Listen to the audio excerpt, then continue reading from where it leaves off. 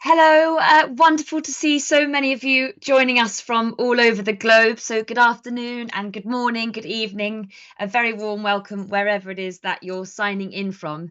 My name's Hannah McInnes, and it is a great honour to welcome you on behalf of Habitat for Humanity for this event, bringing sustainability home, how everyone benefits when investors back new housing solutions.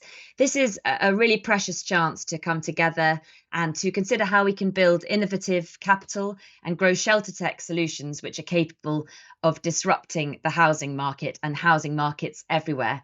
And we're going to use this term shelter tech a lot. I'm sure it's familiar to many of you, but if it isn't, it of course originates from the combination of shelter and technology, and it refers to innovative products and services that improve access to affordable housing.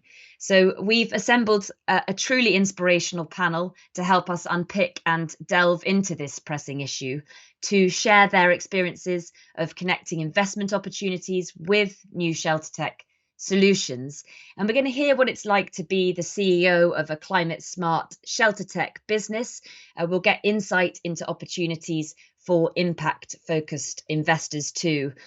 Investing in decent homes to avert and adapt to climate warming could be a huge opportunity, as many of you will know, for our global community. And one of our partners here today, who you'll meet in a moment, is in fact the Global Steering Group for Impact Investment.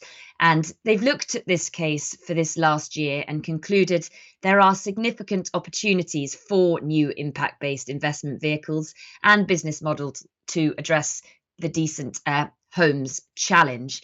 But business as usual, again, many of you will know this, isn't working. 2.8 billion people are thought to be affected by different forms of housing inadequacy, and the housing sector only receives 2 to 4% of all climate tech investments. This is despite the sector being one of the largest contributors to global greenhouse gas emissions. But that is well and truly enough from me. I want to introduce you to our esteemed panel. You've come to hear their expertise, not mine. We have, and in no particular order, we'll be talking to all of them through the course of the hour, and then there'll be a chance for you to ask questions at the end. Gayatri Datta, who is co-founder and CEO of Earth Enable, an ingenious non-profit enterprise that's improving housing conditions for low-income people in rural Africa. And it's doing that by tackling four issues: health, affordability, local livelihoods, and environmental sustainability. Ranjana Khanna is joining us from India. She's the Director General of the Impact Investors Council. She spent 7 years building the evidence and support for more impact-driven investments in India. Roland Pearson, who you'll see in your screen there. Roland is the Vice President and Executive Director of the Terwilliger Centre for Innovation in Shelter, and he sets the vision for how this global organisation fosters more inclusive housing markets that serve the needs of low-income households. And last but very much not least, Sebastian Wells-Iseko is Chief Policy Officer. Hi, Sebastian. At the Global Steering Group for Impactment Investment, where he also heads the Secretariat of the Impact Task Force. And he previously served as Secretary of State for Socio-Urban Integration at Argentina's Ministry of Health and Social Development. So, as I said, an extraordinary panel. Thank you to you four for joining us. Thank you to our audience. And the panel will take questions at the end for about 18 minutes. So please do continue to write any questions in the Q&A box, and also any comments that you might have in the chat box. And we will get to as many as we possibly can at the end. So Roland, perhaps we could start with you. And I think many people might associate Habitat with the work that you do to build homes, working with volunteers and low-income populations. But perhaps you could tell us more about the way in which you work also with the private sector, and particularly tell us how sustainability comes into that. Hannah, thank you very much for moderating our session today, and really appreciate your efforts and the introductions. Also, want to thank Sebastian and Gayatri and Ranjna for joining us today. And also, we're really pleased to be working with the Global Steering Group for Impact Investment.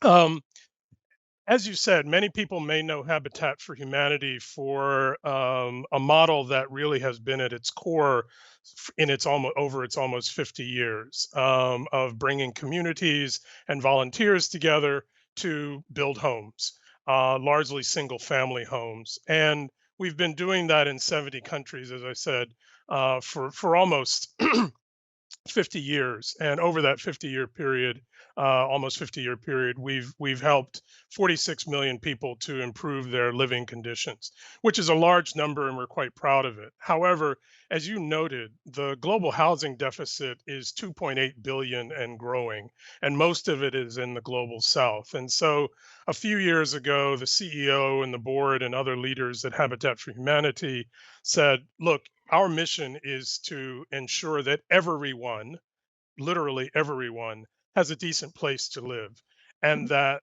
there was no way that Habitat was going to get there, as laudable and as substantial as its contributions had been to date, by itself. And so they foresaw that we were going to need to figure out quicker ways of building, more efficient ways of building, and more sustainable ways of building, and more and cheaper ways of building. Quite literally, if you're going to try and house 2.8 billion people around the globe, and especially when you look at it in the context of global warming and climate, where the construction sector already contributes 40% to global greenhouse gas emissions, you quite literally could not fill that gap by building the way we've built to get to where we are today. We'd literally kill the planet if you had to build that many houses in traditional ways. And so the climate imperative has also really become extraordinarily important in the ways that we're looking to build homes, like I said, more quickly, more cheaply, more efficiently, and more sustainably. And so the Terwilliger Center, which began about 6 or 7 years ago, really has a whole array of initiatives that we engage in, including, among others, investing in and providing enterprise support services to what you've called shelter tech companies, what we call shelter tech companies. And Gayatri from Earth Enable is an excellent example, and she'll tell you more about what they're doing, so I won't steal her thunder. But broadly speaking, we support these startup and scale up enterprises to basically create solutions. And a lot of them, I know technology these days, many people think of some app or digital technology, and certainly some of the businesses in our portfolio are of that nature. But many of them, and I would argue most of them, have a green angle. Lots of businesses converting plastics into building materials, finding different formulations for concrete that is as resilient but cheaper and uses less water and emits fewer greenhouse gas emissions in its production. So I think that today we'll get to talk about, profile, and really feature some of these businesses and some of these solutions. Well, let's move to do that exact thing now. As you say, Gayatri is an excellent example of what you're talking about. So perhaps we could move to you. And in founding Earth Enable, you've given a much needed product to millions of people living with very little income in rural Africa, as I mentioned in the introduction. But perhaps you could tell us more about that, and also about whether you feel you face challenges trying to balance the needs of low income clients and the need to address climate change and the climate crisis, or perhaps whether the two often go hand in hand. Thank you so much. Pleasure to be here. I'm talking about my favorite topic.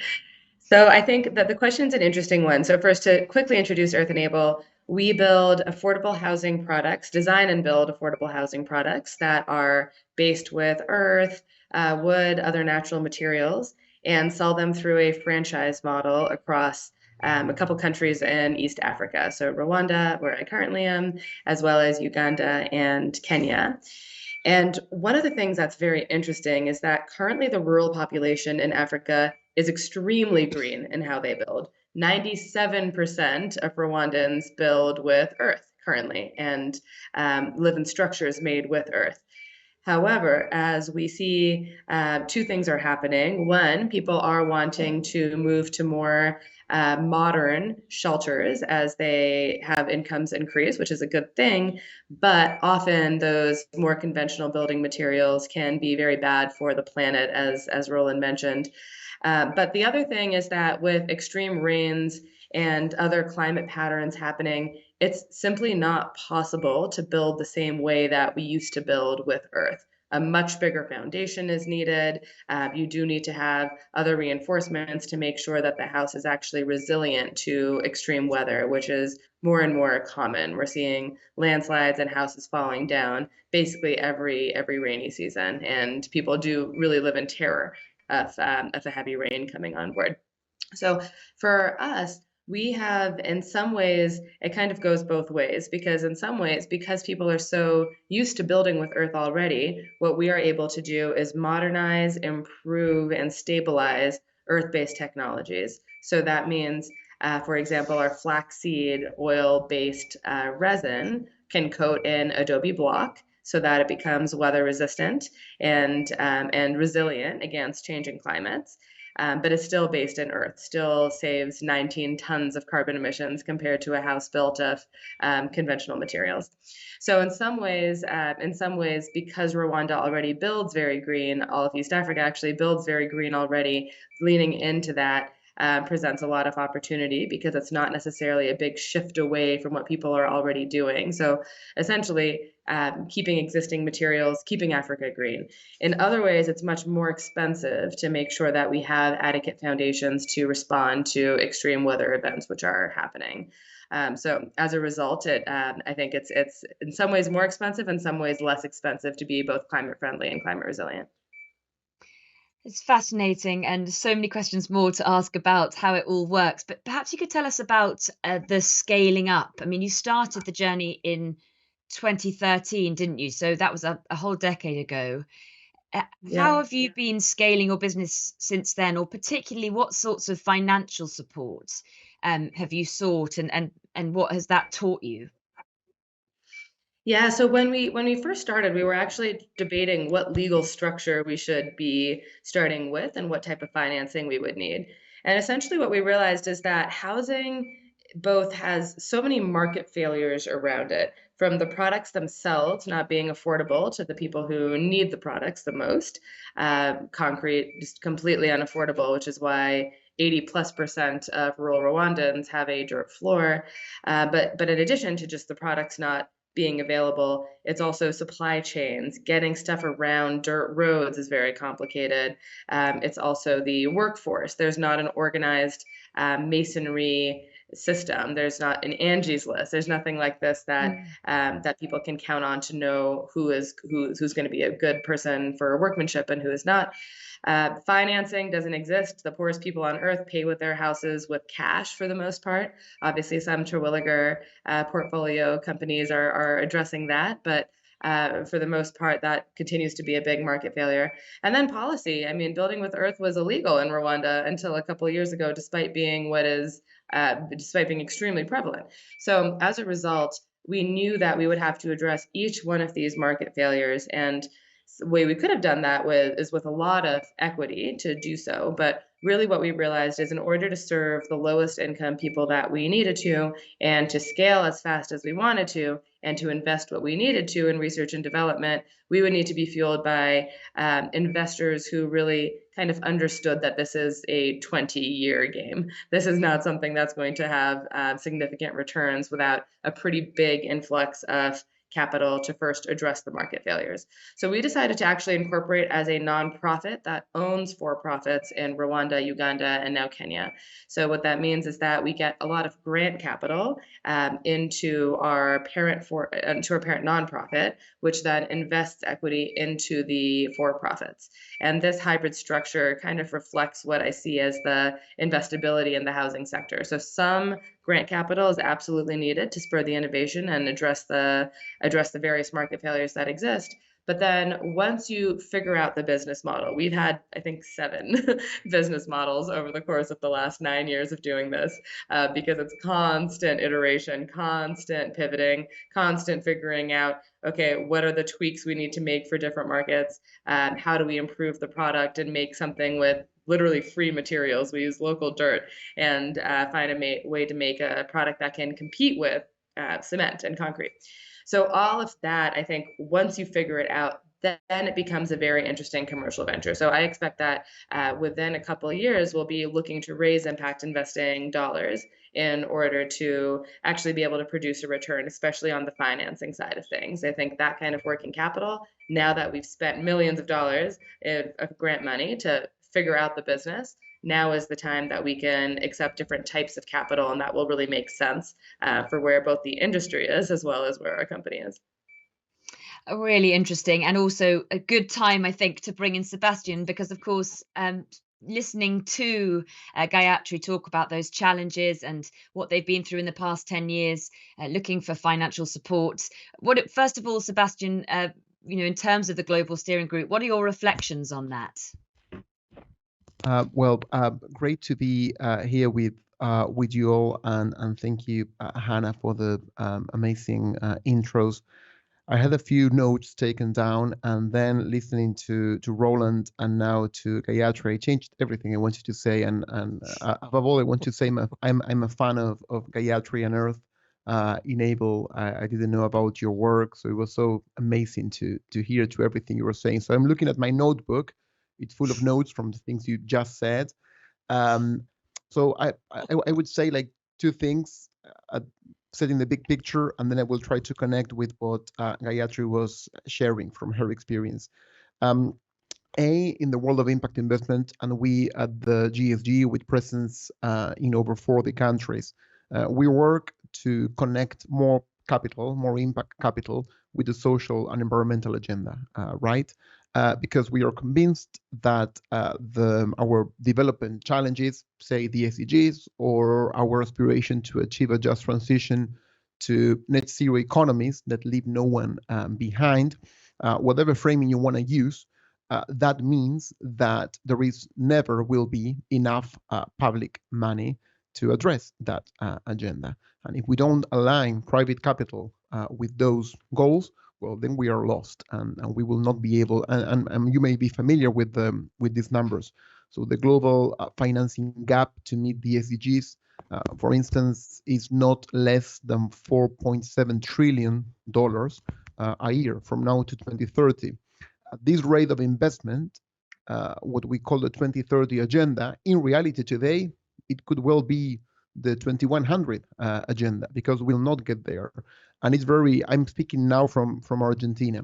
In Latin America, is one of the regions that is doing worst in terms of meeting the SDGs and falling really behind in 12 out of the 17 goals. And in this region, the financing gap is of 650 billion a year alone. And this gets verified in Africa and in the wider parts of Asia as well. So what we work for is for capital investment, private investment, impact investment, to go after impact goals, social, environmental, with intentionality, and to develop business models that will connect that aspiration with integrity to verifiable, to measurable outcomes. We as an organization have not been that big into the issue of housing and habitat as of a few years now, where we connected a number of passions and experiences. And as you say in the beginning, I was Vice Minister for Social Development here in my country, in charge of a massive national program and a law to urbanize or to develop what we call here VISHAs. It's slums and informal settlements where 10% of the population live. Currently 5 million people living in neighborhoods with no access to water, sanitation, electricity, and with no land title, and obviously living in units of housing with different layers of deficit along the lines of what Roland and Gayatri were mentioning. And when I was in office, what we discovered as soon as we got in the government is that the capex need, the capital expenditure need, if you wanted to tackle all that necessity at once, would be no less than $30 billion.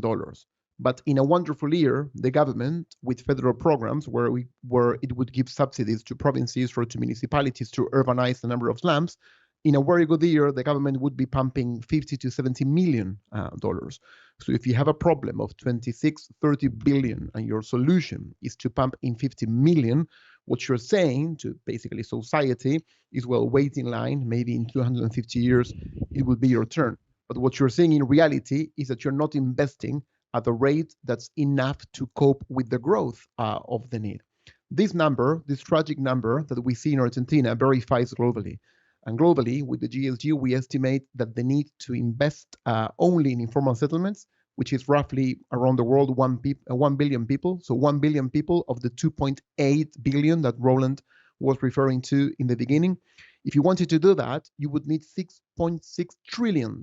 It's a massive number, very difficult to intellectualize and to put in your head. So we are in trouble if we don't increase private capital flows towards that agenda with integrity and with real results. Well, then we are in trouble. Now, the good news, in a way, is that there is enough private capital and that there are business models to connect the need with the current investment. But our camp, let's say the camp of the impact investment, needs to see housing and habitat as what it really is. It's a prime area to achieve the Sustainable Development Goals. So think about urban informality alone, and you can link that, for example, to the SDG number 11, right? The building resilient cities.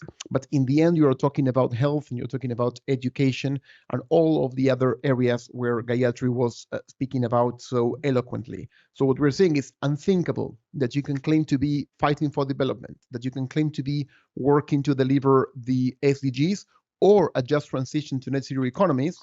Why? Because what Roland was saying, right? Construction and maintenance of buildings accounting for 40% plus of carbon emissions. You can't claim to be working on that as an investor if you're not looking at housing and habitat.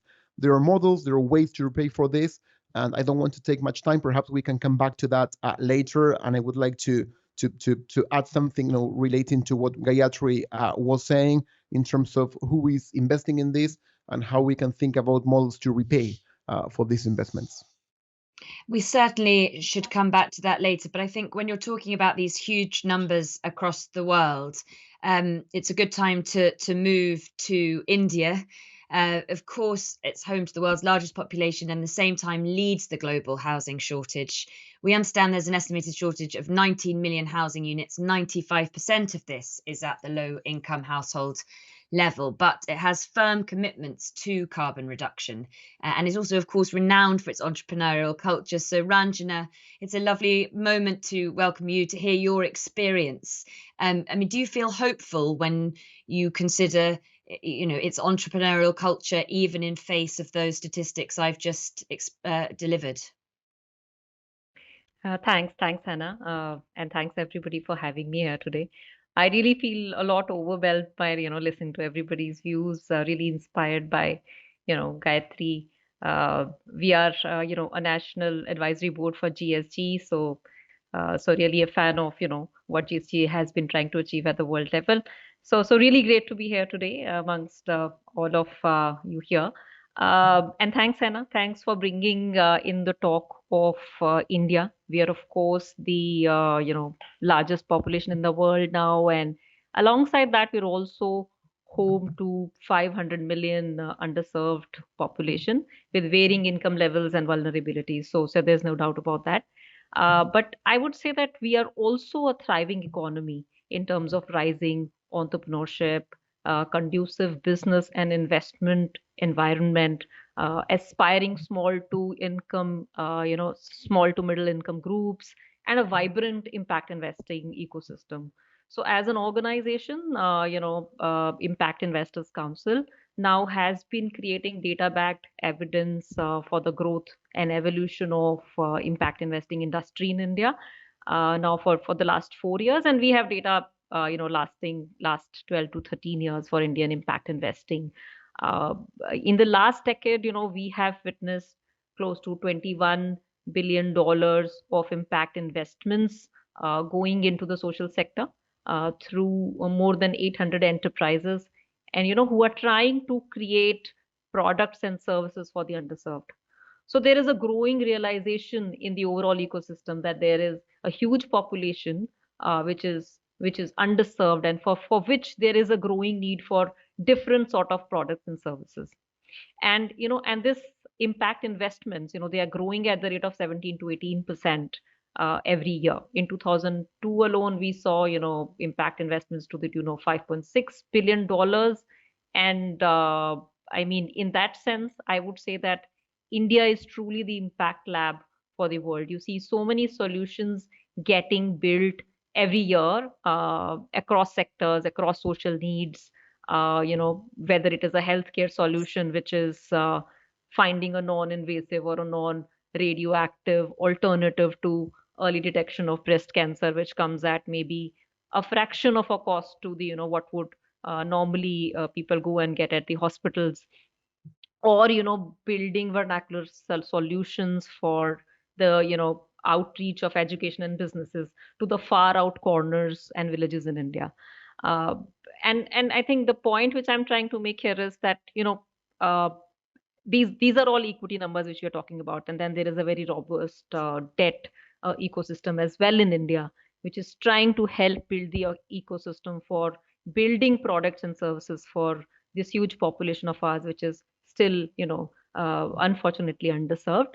And historically, what we saw was that financial inclusion as the mainstay of impact investing. But now increasingly what we are seeing is that every 1 in 3 investments is a climate tech investment. So this intersection of climate with the impact is actually where we are seeing the maximum traction. So in that sense, I would say there is certainly hope, and I think just the quantum of numbers for us, I think for India is really daunting. But I would still like to say that we are on the right course, and no doubt we are seeing a lot of changes across all spheres of investments. Just before I follow up on that, I'd just like to remind people watching, people listening, if you have any questions, please do put them into the Q&A box as we're going along. In about 15 minutes, we'll be able to come to them and get through as many as we possibly can. Or if you have any comments, you could write those in the chat box, but do so as the conversation goes along, and we'll come to those at the end. We'll compile as many of them as we can, as I say, and answer those with our panel. Just to follow up on what you were saying, you're talking about solutions across social needs, Ranjana, and education. You mentioned health. Do you hear from your network of impact investors that they're ready to invest in new climate smart housing products like we've been talking about, particularly, for example, something like Earth Enable that Gayatri was talking about a few moments ago? So I think I like to answer it in a broader sense. So I think largely one is, of course, the problem of providing the housing for such a huge population, which to some extent there are a lot of government schemes working on that, but that system works through a lot of states, uh, and maybe laden with the inefficiencies and all. But what we are seeing there also is financing through new and innovative funding structures, where we see that some of these funds at the state level are getting merged or getting blended with all sorts of capital, with development capital and with commercial capital, and then the reach out of that is much faster going forward as historically it used to be. So that is on the broader side of funding, where we are talking about financing these housing finance type of companies. But coming to your point of market led solutions, of course we see, as I was mentioning, that in the past 2 3 years what we are witnessing in purely in the terms of data, what we are seeing is that every 1 in 3 investments within the impact investing space is in the climate tech space. Not entirely, not everything of this is focused towards housing, but I'm saying that the proportion of investments or innovations which are rising in the climate tech in India is huge. So in the last 2-3 years, what we've seen in terms of growth in the climate tech innovations is really inspirational. And we do have solutions where we see funding, whether it is, companies like Rematerials. I'm just taking a few names which come maybe to the top of my mind, not in any rank or order, which are trying to maybe solve some sort of poor roofing, with more sustainable materials, with roofing panels. And there are 3D concrete models also which are getting more and more traction. There are other solutions as well, like there are some solutions where the traditional bricks and other construction material is now getting increasingly replaced with more recyclable plastic and other materials and all of that. And we see a lot of traction of this growing up, especially the interest of the entire industry right now. I think, as I said, at the intersection of climate and impact, I think that is the space where we see maximum traction at this point in time. So, and that is very, very exciting, I think, for the times to come. That is most of what you say, very inspirational. There's a lot of hope there. So I hate to sort of go to a negative, but it is estimated, and we'll come back to you, Sebastian, isn't it, that the global size of impact investment is in a good way over $1 trillion, but the housing sector receives only 8% of the overall global impact investment portfolio, and then only 2.4% of all climate tech investments is currently put towards the built environment. So although we've had these hope and 1 in 3, as Ranjana was saying, investments are going to climate tech, what needs to happen to make this intersect between housing and sustainability much more attractive to impact investors, to make them understand that intersect more? Well, look, I think that a few minutes back, Gayatri was saying, I think she said investment, and she also said policy. I want to say that a few weeks back, I was in Cartagena in Colombia for the annual summit of Habitat for Humanity, precisely, chapter in Latin America. And I was surprised that amongst that community, mostly people coming from the habitat space, architects, urbanists, planners, that typically would not reflect that hard on how to get the financial means to fund the very smart solutions that they are proposing. I would say 30-40% of the agenda was about how to build new financial models and policies to increase the pools of capital towards that agenda. So I think there is some sort of change in the conversation from the two fields. I think that folks in the habitat space are more conscious that we need to innovate in financial means. Folks in the investment space are paying more attention to the need to look more closely at sustainable infrastructure, at new models for housing. Well, I mean, that obviously what makes us all very worried is that the need is immediate and these things can take up to develop. But I would say on the positive side, I've seen a change in the thinking probably in the last 2 to 3 years, where we are more conscious of that. And the climate urgency, I think it's putting a bit more pressure and exercising a call to action. Again, in this same summit of Habitats for Humanity, one of the keynote speakers, brilliant, was a climatologist. And he was saying, well, wake up to the fact that and Roland put it beautifully, if we try to address the housing gap using the same techniques that we've been using, well, we blow up the planet. And think about it. I mean, today we are speaking through a computer, and think the field of communications. Well, how much has it evolved from the old days?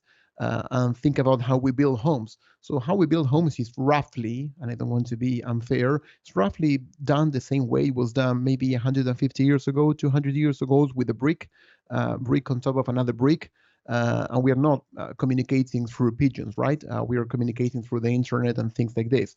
So I think we need to wake up to this fact. And some people are saying, well, this is something real. Now, what I'm saying is that on the field of the capital supply, we need, in instances like this, organizations like ours need to work more with investors for them to see habitat and housing as a prime issue for development and also for profit. and also for profit. And then on the side of our end, we need to work on financial models. I love the fact that how Gayatri was saying, we changed the business model so many times in these 9 years. So we also need to adapt. And she put it in a very good way. She said, well, there is a bit of grant, there is a bit of investment money, and blended finance has a lot to do with that. And different layers of capital, different types of investors have a unique role to play in this. And obviously, governments and policy also have a role to play in this. So think about what I was saying before in terms of financing for informal habitat, which is like a subset, a massive subset of the whole need we are talking about, right? The most vulnerable layer of habitat and housing. If you want to bridge that gap, well, you need to get more private investors, more institutional investors. We're talking about massive sums of money to, for example, subscribe public debt issuances by governments to invest in these kind of projects. And we've been saying not only that impact investment has been growing. If you look at a very specific asset class, the green, social, sustainable, sustainability-linked bonds, thematic bonds that governments or companies issue in the public markets. So the closer we align the purpose of the investment with a theme, which could be housing, which could be habitat, which could be whatever, there will be more and more investors that are interested in subscribing those instruments in the public market. And we are seeing that. And we are seeing, for example, in Ecuador, like a massive issuance in the public market specifically for housing. So capital will flow there if we provide the right models and the project with integrity. On the side of the demand, what we are saying is there is a case for repayment. Today, perhaps we're not that conscious of that, and each party has a role to play there. Governments providing guarantees. We're not talking about the multilaterals. They have a role to play. The development finance institutions have a role to play. So I think we need smarter models that connect the capital with the demand and think about repayment models that will have to do with repayment from the governments. In the end, there is a public good in bringing adequate housing, not only a private benefit to the family or to the community, but for society as a whole. So, habitat and marginalization of our cities is suboptimal for the whole of the society, and it's a long-term program for a long-term problem for the whole of the society and for the governments that have to deal with that. So much of this repayment has to come from the public sector, but also private entities that benefit from improvements and from the families that have a willingness to pay and an ability to pay, like Gayatri was saying so eloquently before. Okay, thank you so much. And it's so much hope, lots of productive ideas there. And it's definitely a good idea, therefore, to come back to you, Roland, because you began this. And I'd just like to hear both your reflections on what we've been hearing from our three brilliant panelists, and also looking to the future. As Sebastian has just been doing, perhaps some of the things that Habitat is doing and investing in that sort of show examples of what he's been talking about as possible futures and ways to deal with this problem. Sure, thanks, Hannah, and great comments from all of the panelists. Few points I wanted to make in terms of this marriage of the impact investing sector and habitat or shelter. I think, in many ways, you can come at this in many ways, but one is, as I briefly mentioned before, housing or shelter actually helps you to solve 13 of the 17 SDGs. And so I think part of the value proposition that we're bringing to a number of investors who are in other verticals, be it health, education, but particularly climate, is that housing or shelter offers them reasonable returns in a sector that has enormous cross-cutting impact. I think we also talk about this term, a just transition, and I think what better way to foster a just transition than by starting at home. Investments in people's homes, the investments that they make, the investments that investors make, really does provide the literal and figurative foundation for better livelihoods, better health, better education, better economic opportunities, better financial opportunities, and so on. And so I do believe that particularly looking at it through a social impact lens, that the housing and shelter industry or sector offers multiple social impacts that many impact investors are seeking. We also know that there are viable, profitable solutions out there. We have, as the Terwilliger Center, we have a large global fund, debt fund called Microbuild, which is now in its eighth of 10 years. And we have really established affordable housing finance as an asset class. We have 8 years of data across 33 countries that very clearly indicates that the portfolio risk as well as the portfolio returns of housing portfolios among financial institutions are better than their general portfolios, which means that a portfolio in affordable housing can generate reasonable long-term debt returns, particularly for bond investors and others who are looking for alternative asset classes. Gayatri and Earth Enable is an excellent example of one of the products of our Shelter Venture Fund, which is a venture philanthropy fund that is very small, but it features extraordinarily flexible capital that is extraordinarily patient. And finding that kind of capital is nearly impossible generally in the impact investing world. But again, we intend to demonstrate that by taking a certain approach in venture philanthropy, that spectrum of impact investors can generate enormous social return and reasonable financial return. So, and as Gayatri and others have mentioned, we generally don't work directly with the public sector, but as Ranjana just pointed out, I was just in India last week, and where you have a government that is literally investing billions of dollars over long periods of time in housing, it creates enormous private sector opportunities. I was there talking to one of our investees, Tavasta, which has really pioneered 3D printing technology using sustainable manufactured sand concrete.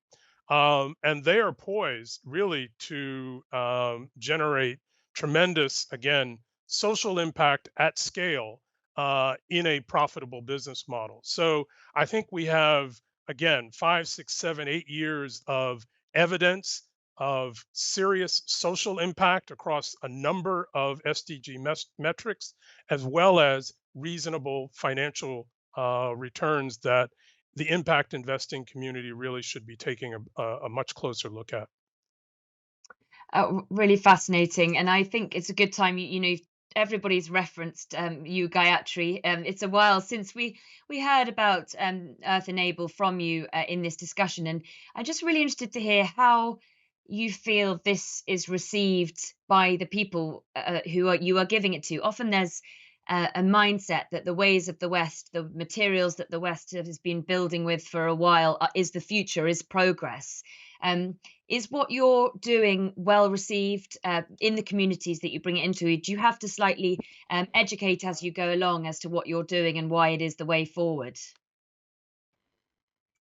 It was actually very helpful that we learned about earth and floors from some extremely wealthy people in the Western United States who were building with mud in beautiful mansions. So the way we kind of think about this is actually that very wealthy people in various parts of the United States and Europe are choosing to build with more sustainable materials, partially because of sustainability, also partially because of health. It's not using non-toxic materials is something that people are very excited about. So for us, we have definitely adapted the product to meet customer needs. So the ones that you'll see in the US have this earth look. You can see the fibers we have innovated a way to have, for example, a clay porridge, which is cement colored. So it makes it look very much like a concrete floor. We've invested a lot into our research and development to make colors and to make patterns on the wall, things like this, just to give it that additional touch, because you do have to respond to your market, of course, and people want really high quality and also very affordable homes. But of course, there's always trade-offs, and that's really where all the research and development has come in, to find ways to think through, how might we do a $20 per month mortgage? How might we design a really sturdy house for $2,000, which is what our current houses that we're now building. We've only done 10, but the current ones that we're doing are now worth.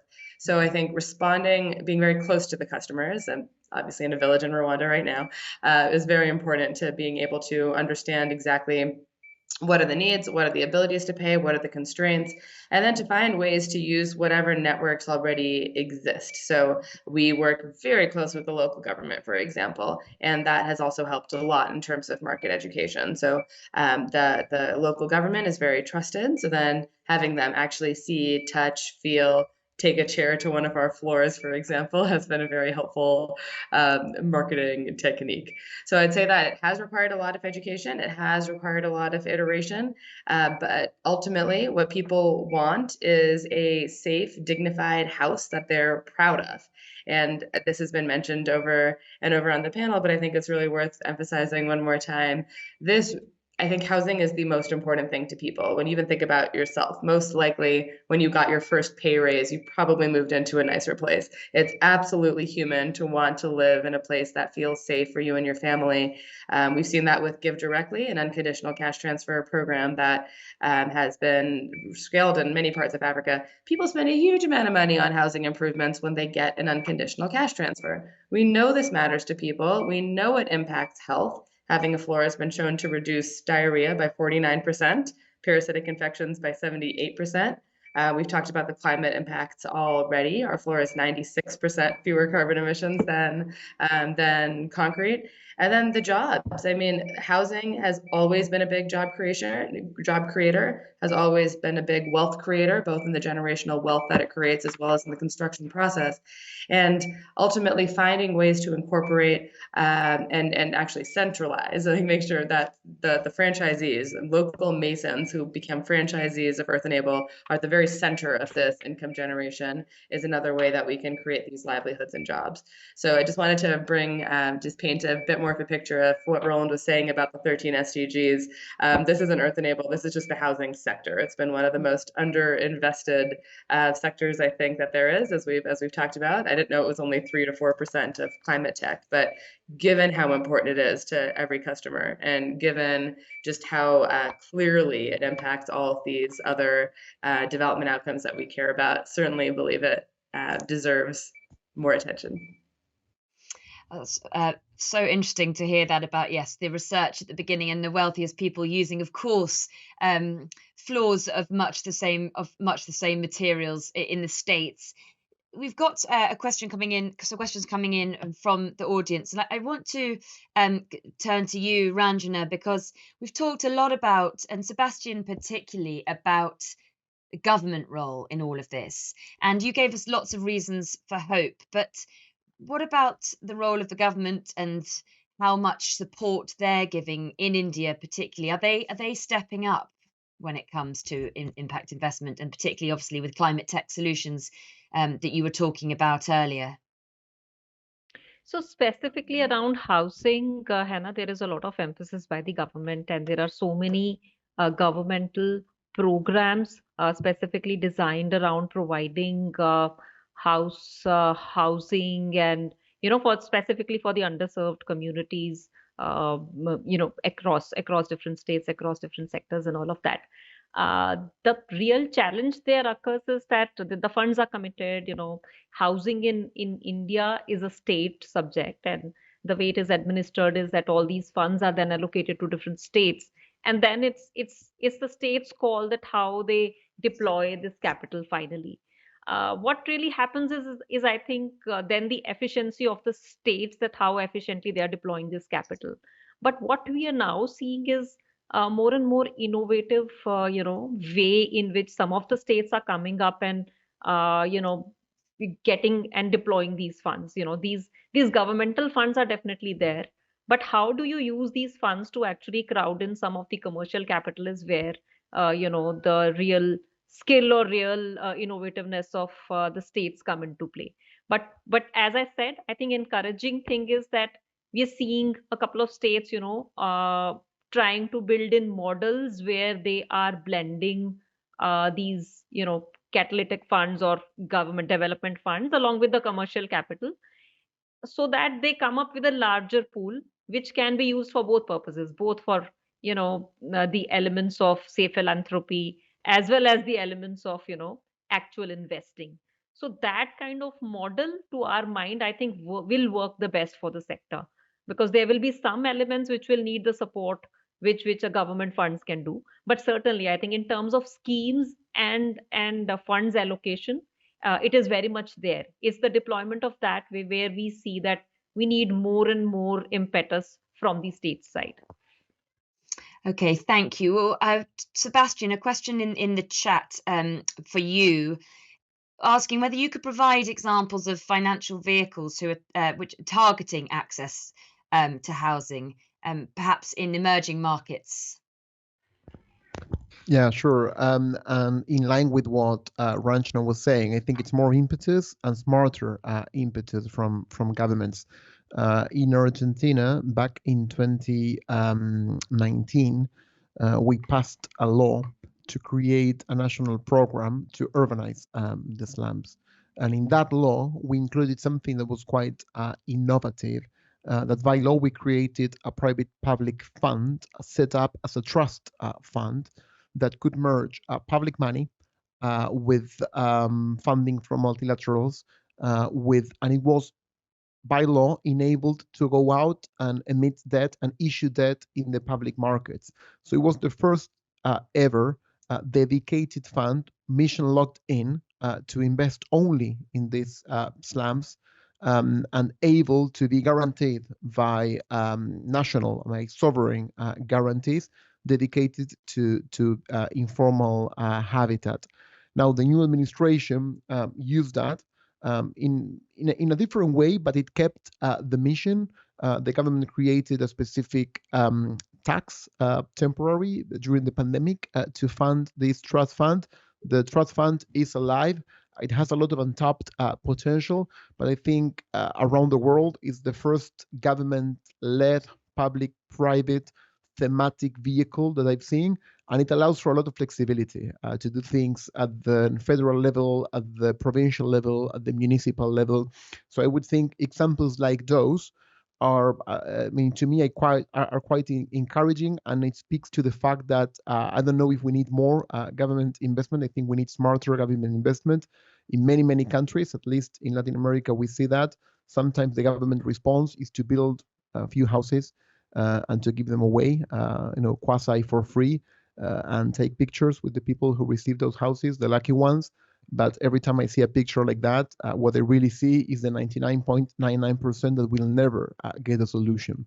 So I think it's more investment, from the government, but it's smarter investment from the government. Sometimes it's a guarantee. Sometimes it will be, accepting a first loss. Sometimes it will be the junior layer of a hybrid fund. In that, I think we have loads of scope to innovate, and it makes me desperate that we are still using not only construction models from the past, but also financial models from the past and political models from the past. Well, Roland, it's a bit unfair of me, given there's only a couple of minutes, perhaps, for what is a very big question, but perhaps you could just sum up the sorts of challenges or barriers that impact investors, and this is a question from our audience, commonly face when they're trying to support housing innovations, and how these can be overcome. Wow. Yeah, that is a big question, but maybe first of all, I would point back to an answer that Gayatri gave earlier, just in terms of talking about all of the different hurdles and curves that she's had to navigate at Earth Enable, the policy, the consumer, the financial, et cetera. There are lots of barriers. I mean, part of the reason I think that housing perhaps has not been high on the impact investing agenda is that it is a complex sector. The land acquisition, the titling, et cetera, does create oftentimes a complex environment, politically, socially, economically, et cetera. So I think those are some of the challenges. But I think this is one reason why the Terwilliger Center takes a market systems development approach. Essentially, we try and figure out what is the point of intervention where we think we can best unlock innovations, finance, new solutions, and essentially bring the policymakers and others along, not necessarily through smart policy papers, but rather through evidence. I also, as I mentioned, I also think that the housing sector, Sebastian sort of hinted at this.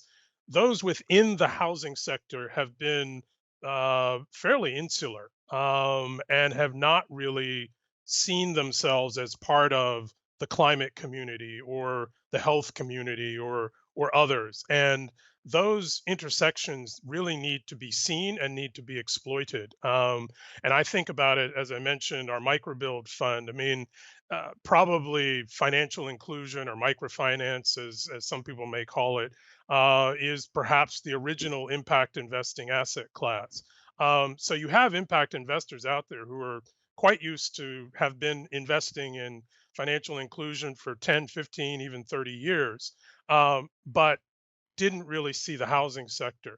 And vehicles like microbuild, we're about to go to market with a second $500 million fund, debt fund, essentially is looking to those same kinds of investors and saying, look, you can invest in financial institutions. You can provide debt capital to financial institutions who effectively are applying a model that you've been used to and have gotten very good returns on over the last 10, 15, 30 years, but with a focus on housing, which actually is going to give you probably longer term, better returns with greater social impact than purely just a financial inclusion lens. So I think that like I said, the housing sector, the shelter sector needs to be more outward looking in drawing in investors and telling the story of the multiple impacts and the financial returns that are possible. And the impact investing sector needs to not look at it so much as housing per se, but really as ways of achieving objectives that they already have in terms of climate, in terms of health, education, et cetera, because it really is all encompassing. And as I mentioned earlier, particularly in the context of climate, it is the nexus of a just transition. Okay, well done. Beautifully succinct, because we have extraordinarily come to the end of the hour so quickly. If we could have an hour with each of you. We did start 1 minute late, so that means we've got 1 minute to ask a one word. Again, a very cruel thing to do, but given all of you, I know you can. A question, just a one word answer from each of you. The question to you all is, how do you see the future of housing globally? So I think I'm going to pick on Sebastian to go first. Sebastian, your one word answer to that question. I will say exciting, because if I don't see it that way, it means we're all in trouble. So I will say exciting and promising. Okay, well, we'll give you two. Exciting and promising from Sebastian. Gayatri? Oh, hard. I would say it's good. I'm gonna have dashes in mine. Something around all-encompassing. All-encompassing. Ranjana? I think we started with the word hope, and I think I'm going to stick on to the word. There's a lot of hope, and I think the sector does well. So yeah, so that's my bottom line. Yeah. And Roland? Impact. Okay. Well, the great thing is they are all positive. I mean, Gayatri, there's some positivity in that. So really, I suppose, to sum up from your 4 words, that there's a lot to do, but there is hope and excitement along with that. On behalf, we have to finish there, I'm afraid. Thank you for your questions and for signing in. And on behalf of Habitat for Humanity, also their partner, the Global Steering Group for Impact Investment, and all our panelists, thank you so very much for joining us today from all over the globe, as I said at the beginning. And please do connect with Roland and his colleagues at Habitat. You can do that via LinkedIn, and including the dedicated Terwilliger Centre for Innovation in the Shelter page, and our sheltertech group. So please do get in touch with them, find out more, and form a relationship. It's wonderful to have you here. Thank you very much. Lots more to ask and answer, but hopefully we've covered a good amount this afternoon, this morning, this evening. I hope for some of you not the middle of the night. Thank you very much indeed for joining us. Thanks, Hannah. Thanks, everybody. Thank you, Hannah. Thanks Thank you, everyone. everyone. Yeah, bye. Thanks so much.